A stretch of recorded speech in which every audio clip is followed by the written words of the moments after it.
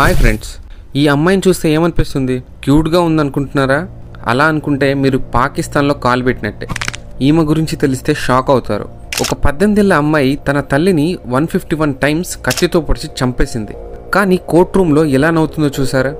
ఈ కేసు గురించి అప్పట్లో టిక్టాక్లో ఈ అమ్మాయి క్యూట్గా ఉందంటూ వీడియోస్ వైరల్ అయ్యాయి. కేసు గురించి తెలిసాక కూడా చాలామంది క్యూట్ సైకో అంటూ వైరల్ చేశారు. అసలు ఈ అమ్మాయి ఎవరు? ఆమె ఒక సైకో కిల్లరా? అది తెలుసుకోవాలంటే ఈ వీడియోని చివరి వరకు చూడండి. మన ఛానల్కి కొత్తగా వచ్చుంటే ఇప్పుడే సబ్స్క్రైబ్ చేసుకోండి. ఇజబెల్లా గుజ్మన్ 1995లో అమెరికాలోని కొలరాడోలో పుట్టింది.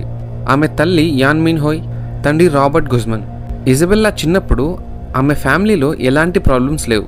ఆమె చాలా స్వీట్, ఫ్రెండ్లీ అమ్మాయిలాగా ఉండేది. కానీ ఆమె 4 ఏళ్ల వయసులో ఆమె తల్లిదండ్రులు డివోర్స్ తీసుకున్నారు. అక్కడి నుంచి ఆమె జీవితం పూర్తిగా మారిపోయింది.